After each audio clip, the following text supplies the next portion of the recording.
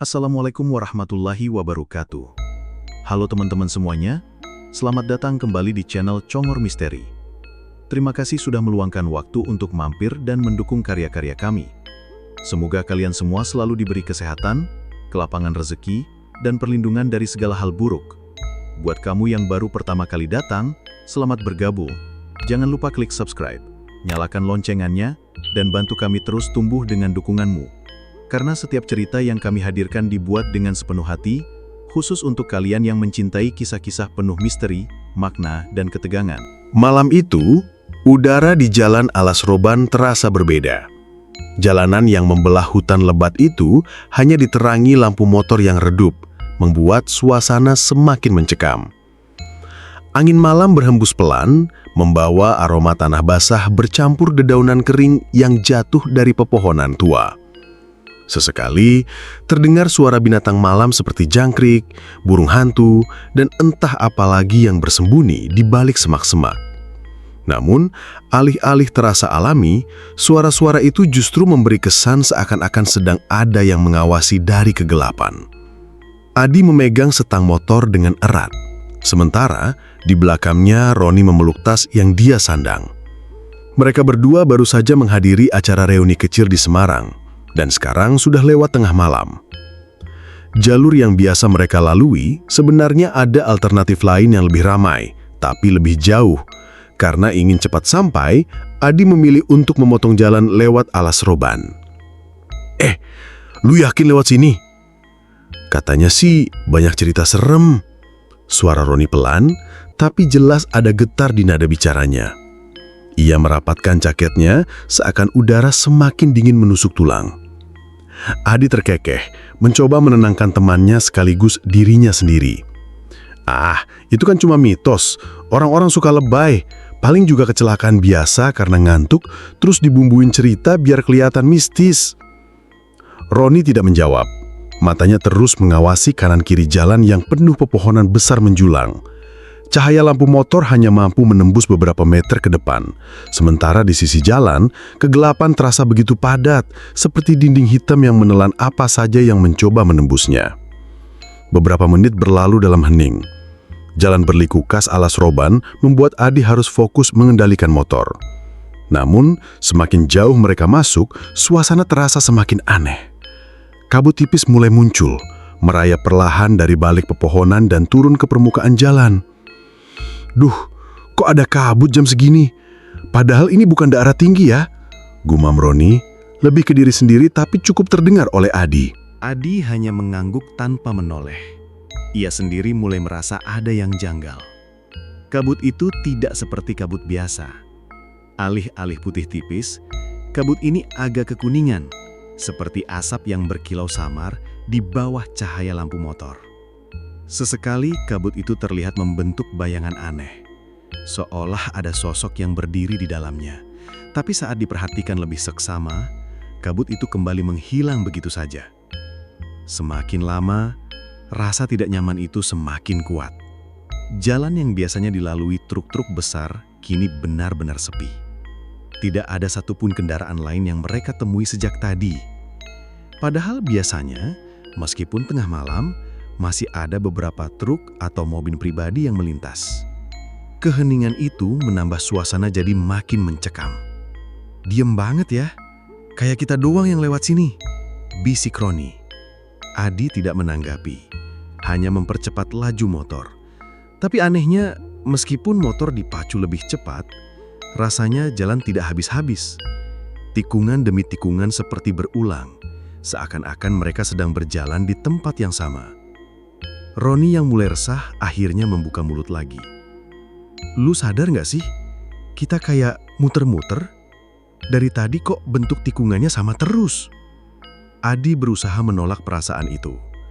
Enggak lah, ini cuma sugesti lo aja. Udah, jangan mikir aneh-aneh. Tapi dalam hati, Adi sendiri mulai ragu. Ia mengenal jalur Alas Roban, tapi kali ini terasa berbeda.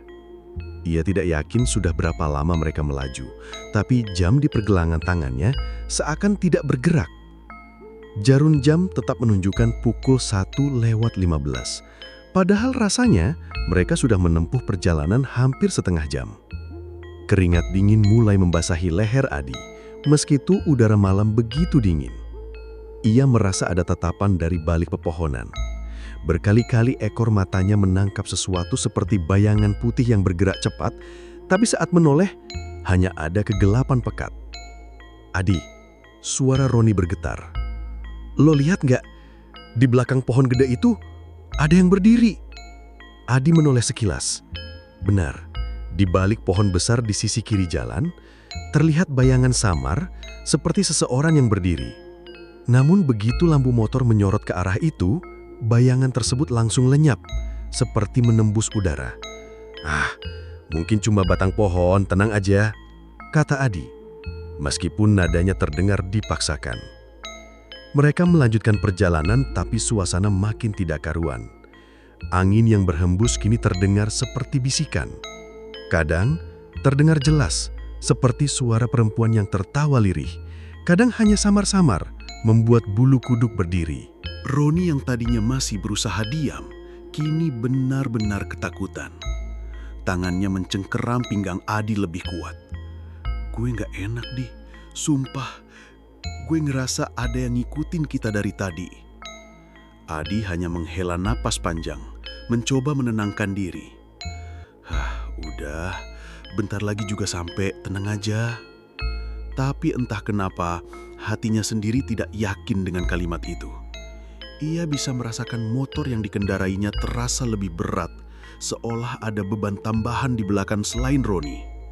Sesekali, motor itu bergetar aneh, bukan karena jalan yang rusak, melainkan seperti ada sesuatu yang menempel. Dan kemudian, tanpa peringatan, cahaya lampu motor tiba-tiba meredup. Dari yang awalnya terang menembus kabut, kini hanya tinggal cahaya redup kekuningan. Pandangan ke depan makin terbatas. Adi mencoba memukul lampu depan, berharap bisa kembali normal, tapi tidak berhasil. "Sialan, lampunya kenapa lagi sih?" Roni menelan ludah, suaranya hampir tak terdengar. "Adi, jangan berhenti ya.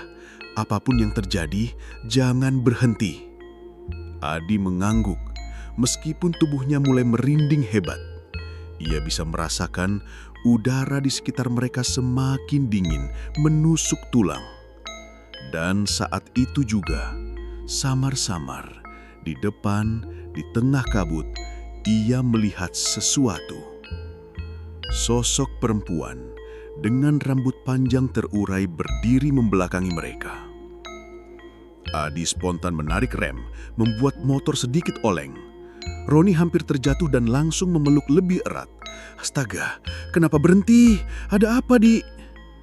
Adi tidak menjawab, matanya terpaku pada sosok itu. Perempuan itu tidak bergerak, hanya berdiri diam. Kain kebaya yang dikenakannya terlihat berkibar pelan meskipun tidak ada angin. Dan yang paling membuat merinding, suara gamelan lirih tiba-tiba terdengar entah dari mana. Suasana mendadak berubah sunyi, hanya suara gamelan yang menggema di antara kabut. Adi menggenggam setang motor lebih erat. Ia tahu, malam itu, mereka sudah masuk ke wilayah yang bukan lagi milik manusia. Adi menelan ludah. Tangannya bergetar memegang stang motor. Sosok perempuan yang berdiri di tengah jalan itu masih tidak bergerak. Punggungnya menghadap mereka. Rambutnya panjang terurai, menutupi sebagian kebaya merah lusuh yang ia kenakan. Dari arah hutan, angin dingin bertiup pelan. Tapi anehnya, kain kebaya itu berayun-ayun lebih kencang, seolah mengikuti irama yang tidak terdengar oleh telinga manusia. Roni yang duduk di belakang meremas bahu Adi. "Di, siapa itu? Kok ada orang di sini jam segini? Jangan-jangan bukan manusia." Suaranya bergetar, hampir seperti berbisik. Adi tidak menjawab. Pandangannya terpaku. Ia ingin menyalakan motor lebih cepat dan melewati perempuan itu, tapi kakinya seakan membeku. Udara di sekitar mereka semakin dingin, menusuk tulang. Dan kemudian, suara gamelan lirih itu kembali terdengar. Semakin jelas, semakin nyata. Ada suara kendang, kenong, gong, dan suling yang bergema di antara kabut. Padahal jelas-jelas mereka berada di tengah hutan, jauh dari pemukiman. Tiba-tiba, perempuan itu bergerak. Perlahan ia menoleh. Rambutnya bergeser, memperlihatkan wajah pucat pasi dengan mata kosong hitam pekat. Senyumnya tipis, namun entah kenapa lebih mirip sebuah ejekan daripada keramahan. Roni menjerit pelan, menutup wajah dengan kedua tangannya. "Ya Allah, jangan lihat jangan lihat." Tapi Adi sudah terlanjur menatap. Tatapan itu terasa menghisap, membuat kepalanya pusing. Lalu, tanpa aba-aba, perempuan itu mulai melangkah ke samping. Tangannya terentang pelan dan tubuhnya bergerak anggun. Ia menari, lengger. Gerakannya pelan, teratur, persis seperti penari profesional yang sedang membawakan tarian sakral. Bedanya, tarian itu terasa aneh, terlalu lambat, terlalu menekan, seakan setiap gerakan punya makna gelap yang tak bisa dijelaskan. Kaki telanjangnya menghentak tanah berirama, kebaya merahnya berputar, tangannya melambai-lambai mengikuti musik gamelan yang kini semakin keras terdengar. Padahal tidak ada satupun alat musik di sekitar mereka. Adi merinding, jantungnya berdegup kencang tapi tubuhnya tak bisa digerakkan. Matanya seolah dipaksa mengikuti setiap gerakan tarian itu. Rasanya seperti ditarik masuk ke dalam sebuah lingkaran goib yang tak terlihat. Roni mulai membaca doa pelan. Suaranya tercekat, tapi doa itu seakan tenggelam oleh suara gamelan yang makin keras. Anehnya, doa yang ia ucapkan malah terdengar terpantul-pantul, seperti ada yang menirukan dengan suara lain. Suara perempuan, lembut tapi menakutkan. Adi mencoba menyalakan motor. Ia memutar kunci, menginjak starter, tapi mesinnya mati total. Lampu depan padam, menyisakan kegelapan total. Hanya ada cahaya bulan samar-samar menembus kabut. "Cepat nyalain deh, cepat!" Roni panik, tangannya gemetar memukul-mukul punggung Adi. "Aku udah coba, gak bisa, motornya mati." Adi mulai putus asa. Perempuan itu terus menari, semakin cepat, semakin liar. Kepala dan tubuhnya berputar, kebayanya melayang-layang seperti disapu angin. Tapi gerakan itu tak lagi terlihat indah, justru menyeramkan. Kepalanya menoleh ke belakang dengan sudut mustahil, seperti boneka rusak. Senyumnya semakin lebar, mulutnya terbuka, menampakkan gigi hitam berjejer rapi. Tiba-tiba ia berhenti. Tubuhnya kaku, kepalanya menunduk. Lalu perlahan ia melayang mendekati Adi dan Roni. Tidak berjalan, tidak berlari, melainkan meluncur di udara tanpa menyentuh tanah. Roni menjerit histeris. "Di, gas, apa aja yang penting jalan, gue gak kuat, sumpah." Adi dengan panik mencoba menyalakan motor lagi berkali-kali, mesinnya tetap mati. Perempuan itu semakin dekat, jaraknya tinggal beberapa meter saja. Matanya menatap lurus ke arah mereka, dan suara tawa lirih terdengar dari mulutnya. Bukan dari mulutnya, tapi seakan muncul langsung di kepala mereka. Adi gemetar, hampir putus asa. Tolong jangan!" Suaranya lirih. Dan tiba-tiba dari kejauhan terdengar klakson panjang sebuah truk. Suara itu menggema keras, menembus kabut, membuat perempuan itu berhenti bergerak. Matanya melotot, wajahnya menegang. Gamelan yang tadi keras mendadak berhenti, berganti dengan keheningan mencekam. Lampu sorot truk samar-samar terlihat dari tikungan jauh di belakang. Perempuan itu menoleh ke arah cahaya, lalu menatap Adi dan Roni sekali lagi. Dengan senyum menyeringai, tubuhnya berputar cepat seperti pusaran angin. Dalam sekejap, ia lenyap di telan kabut, hanya menyisakan aroma bunga melati yang sangat menyengat. Mesin motor Adi tiba-tiba menyala dengan sendirinya. Lampu depan kembali hidup, terang benderang. Roni menatap Adi dengan wajah pucat pasi. "Jangan berhenti lagi, Di. Gas terus, jangan nengok ke belakang. Gue sumpah, jangan nengok." Adi langsung menarik gas, motor melaju kencang melewati jalan berliku. Mereka tidak berani menoleh ke belakang, meskipun dalam hati keduanya yakin sesuatu masih mengikuti dari kejauhan. Sepanjang jalan, suara gamelan sesekali terdengar samar, lalu hilang lagi. Aroma melati tetap menempel di udara, menandakan bahwa sosok penari Lengger itu belum benar-benar pergi. Motor Adi melaju kencang membelah jalanan berliku alas roban. Angin malam menerpa wajah, tapi dinginnya bukan dingin biasa. Lebih mirip dingin yang menempel ke tulang, membuat kulit merinding dan paalasan. Roni memeluk erat dari belakang. Tubuhnya gemetar tak berhenti. Di kepalanya masih terngiang suara gamelan yang tadi bergema, seakan-akan masih dimainkan di balik pepohonan gelap. "Adi, cepetan, jangan pelan. Sumpah, gue takut." Suara Roni lirih, hampir tak terdengar di antara deru angin. Adi tidak menjawab. Ia fokus pada jalan, matanya melotot, takut kehilangan kendali. Tapi dalam hatinya ia tahu sesuatu tidak beres. Motor mereka yang biasanya melaju ringan, kini terasa jauh lebih berat, seolah ada beban tambahan yang menempel di belakang. Dan itu bukan hanya Roni. Setiap kali Adi menoleh sedikit ke kaca spion, ia menangkap bayangan samar. Bayangan perempuan, duduk di belakang Roni, rambut panjangnya menutupi wajah, kebaya merahnya berkibar aneh. Bayangan itu selalu samar, kabur, tapi cukup jelas untuk membuat jantung Adi berdetak lebih cepat. Ia menunduk, tak berani melihat lagi. Jangan nengok, gumamnya sendiri. Namun seakan membaca pikirannya, suara lirih terdengar di telinganya. Suara perempuan, pelan, tapi jelas. "Kenapa nggak nengok?